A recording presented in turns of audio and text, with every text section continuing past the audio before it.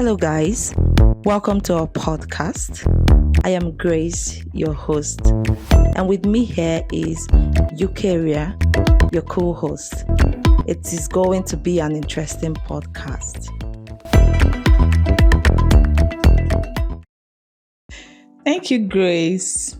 My name is Eucharia. It's great to be here, especially to discuss today's interesting topic on social media's impact on political activism, with a focus on the EndSARS movement that took place in October 2020 across the states in Nigeria. Absolutely. Our study is centered around the key question: how did social media contribute to the mobilization and success of the EndSARS movement, and what can we learn from McLuhan's theories? It's a question that takes us into the heart of modern activism and the digital age. McLuhan's idea that the medium is the message is particularly intriguing in this situation. Okay, now let's set the stage. Social media, initially a space for cat memes, has evolved into a global force, shaping political movements. Now the question is, how did it become such a powerful tool? From the existing literature, political activism, a force for social change, now intersects with social media, a paradigm shift in communication, enabling immediate global interaction. Well, our case study, the EndSARS movement, originated in 2017 but gained global momentum in 2020. How did this movement utilize platforms like Twitter, Instagram, and Facebook to amplify its voice and garner global support? Yeah, that's a crucial question. The immediacy and reach of those platforms facilitated the creation of a virtual global village, enabling individuals worldwide to engage with and support the cause. Now, let's bring in Marshall McLuhan's theories. How does the notion that the medium is the message shape our understanding of social media role in political activism? Yes, that's a great question. McLuhan's concept emphasizes that the characteristics of the communication medium influence the essence and perception of the information it delivers. It's not just about the content, but also about how it is delivered. The EndSARS movement exemplifies this transformative power. But Marshall McLuhan also warns us about potential pitfalls, biases, algorithms, and echo chambers.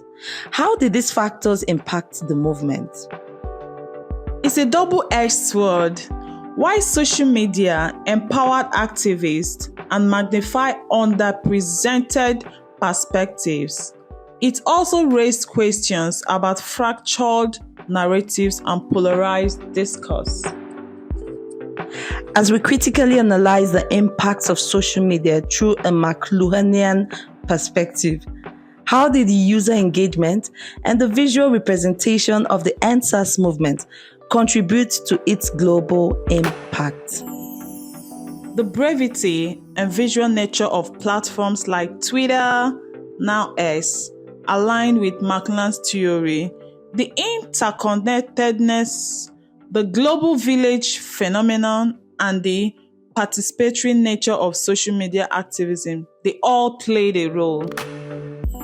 Now, before we delve further into this topic, let's even give you a little hint about what happened at the EndSARS. Now, the EndSARS movement is as a result of the extortion from the policemen on Nigerian citizens.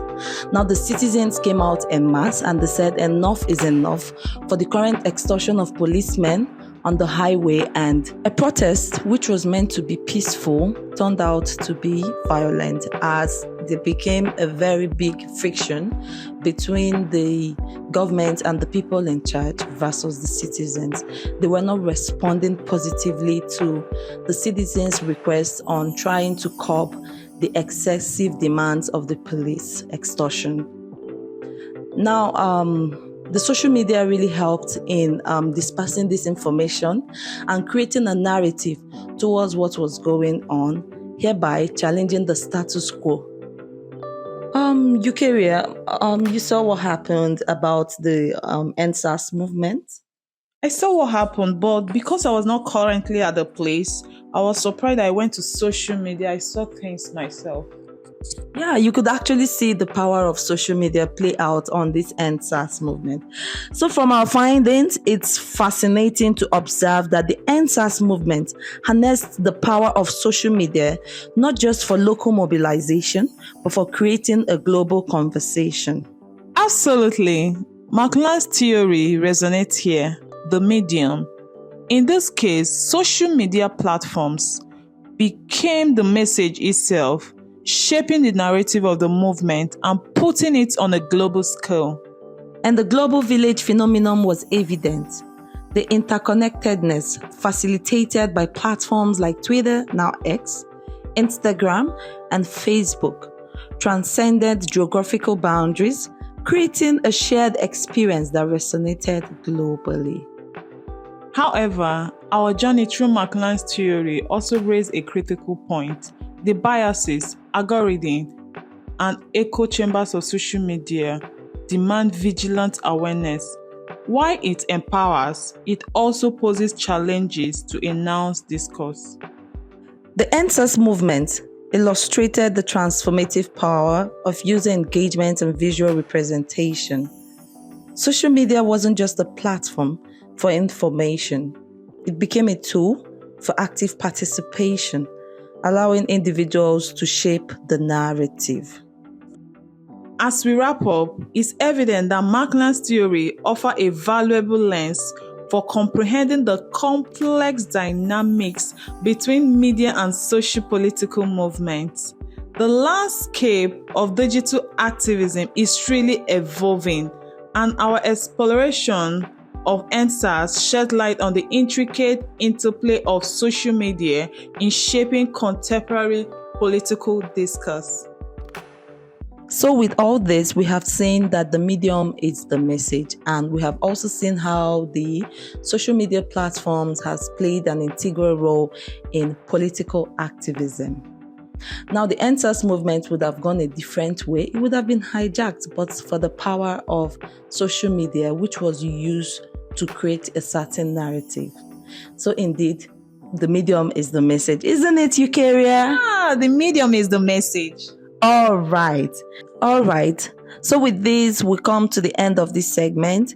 Thank you all for joining us on this enlightening journey. Stay tuned for more explorations into the ever-evolving landscape of technology, society, and beyond. Until next time, stay curious and stay engaged. Bye.